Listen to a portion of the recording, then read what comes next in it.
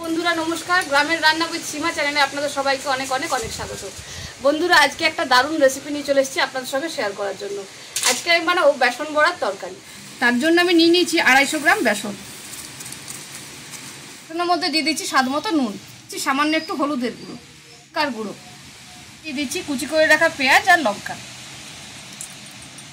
দিয়ে দিচ্ছি সামান্য একটু কালো জিরে, একটা ডিম,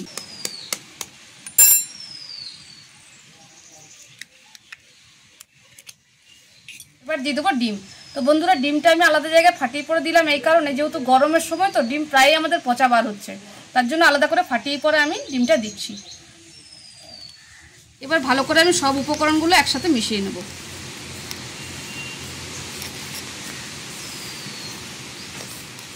ডিম দিলে বড়াটা বেশ নরম হয়, তাই আমি একটা ডিম দিয়ে দিলাম।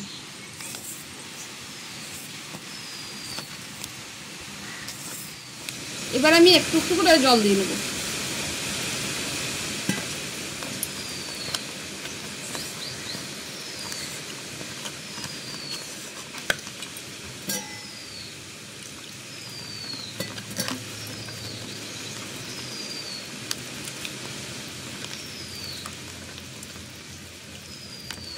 বেসনটা এমনভাবে মাখতে হবে যেন বেশি ঘনও না হয় এবং বেশি পাতলাও না হয়, নাহলে কিন্তু বড়ার শেপগুলো খারাপ হয়ে যাবে।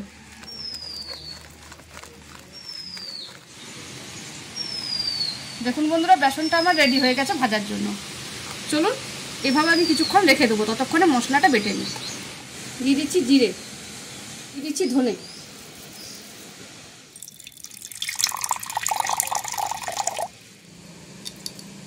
এবার জিরে ধনেটা বেটে নেব।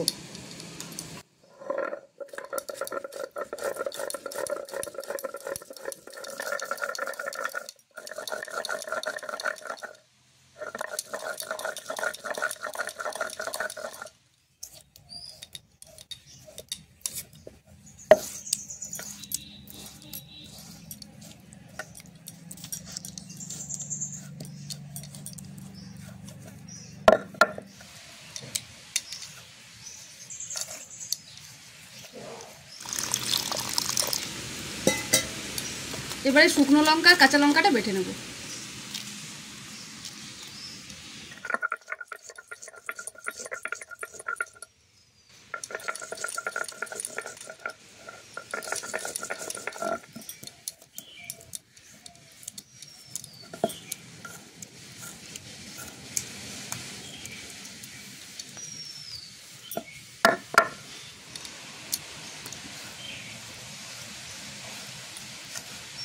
আদা রসুন,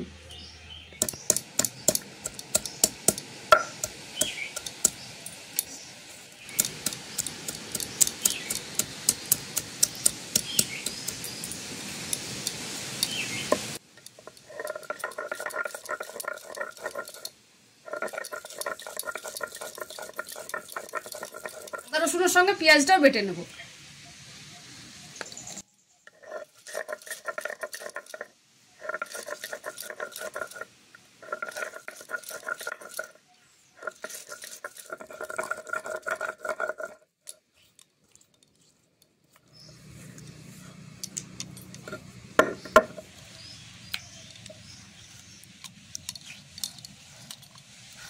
বড়াগুলো ভাজবো তাই কড়াই দিয়ে দিচ্ছি সাদা তেল।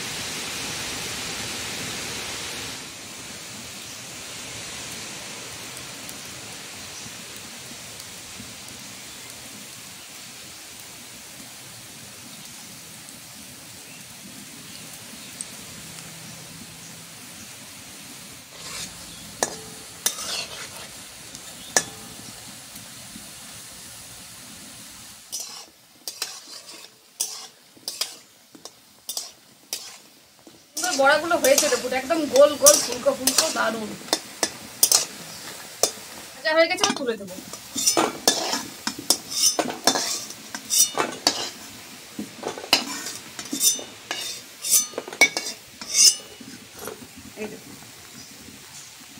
এভাবে ভেজে দেবো।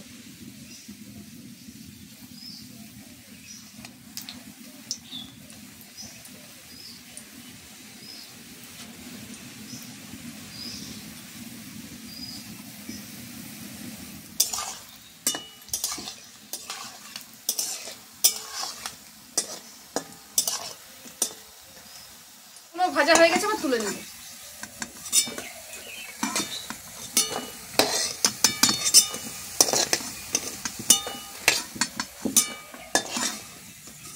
তরকারিতে একটু আলু দেবো, তো আলুগুলো ভেজে নিচ্ছি।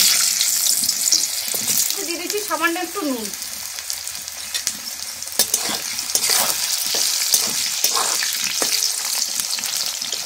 ভাজা হয়ে গেছে, এবার তুলে নেব।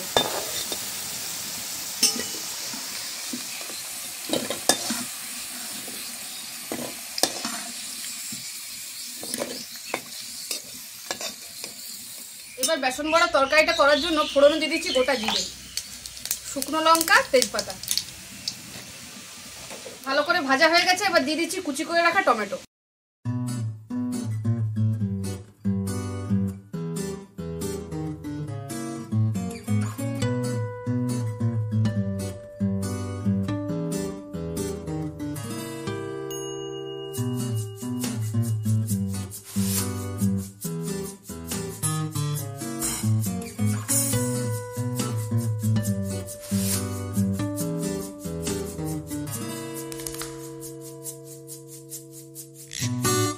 পেঁয়াজ, আদা, রসুন বাটা।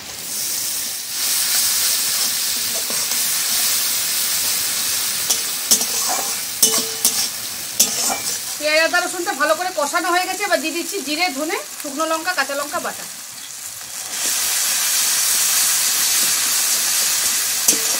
মশলা থেকে তেল ছেড়ে দিয়েছি, এবার দিয়ে দিচ্ছি সামান্য একটু জল।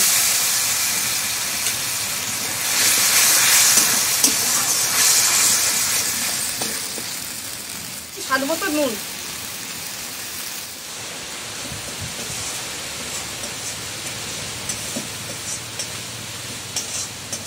দিয়ে দিচ্ছি সামান্য একটু চিনি।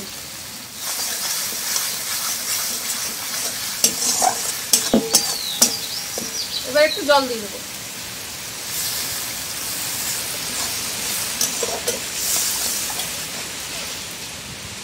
আলুগুলো দিয়ে দিচ্ছি।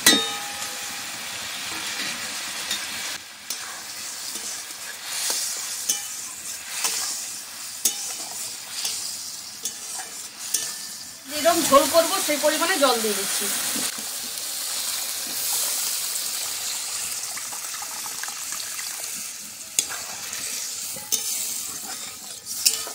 ভালো করে ফুটে উঠেছে আর আলুগুলো সেদ্ধ হয়ে গেছে।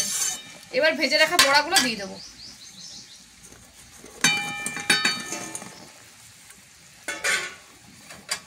উপর থেকে দিয়ে দিচ্ছি ধনেপাতা। বড়াটা দিয়ে বেশিক্ষণ ফোটাবো না, নাহলে ঝোলটা একদম বসে যাবে। চলুন এবার নামিয়ে নিই।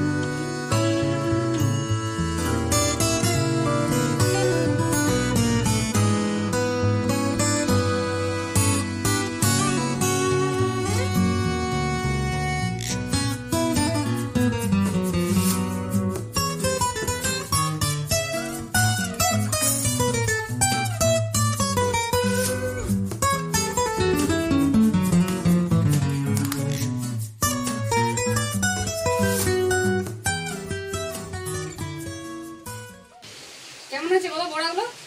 খুব সুন্দর হয়েছে, নরম হয়েছে, নরম হয়েছে এবং খাবার উপযুক্ত হয়েছে। সত্যিকারের তেমনি ঝাল ঝাল টেস্টফুল হয়েছে, খুব সুন্দর। গরমে এই সমস্ত ঝাল তিতো এই সমস্ত খাওয়া উচিত। বন্ধুরা নমস্কার, আজকের রেসিপি তো আপনারা দেখলেন। সত্যিকারেরই এত বড় প্রচণ্ড গরমে রিচ খাওয়া উচিত নয়, ওই জন্য হালকার উপরে খাওয়াটা খুব ভালো। সেই জন্য বেশ পাতলা পাতলা করে বেসন বড়ার ঝোল, ভাত, লবণ, কাগজি। এই গরমে কাগজি যত খাবেন তত খুব ভালো হবে। ওই জন্য নুন কাগজি খাওয়া একান্তই দরকার। এখন প্রকৃতির নিয়ম উল্টো হয়ে গেছে। দেখছেন মরুভূমি দুবাইয়ে দেখেন কত বৃষ্টি হচ্ছে, আমাদের এখানে বৃষ্টির দরকার।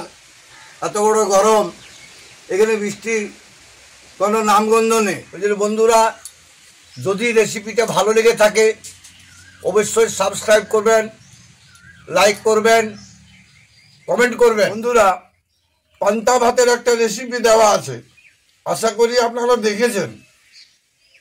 খুব সুন্দর রেসিপি এবং আমার তো খুব পছন্দ, যার ফলে আপনাদের জানি না পছন্দ হবে কি না।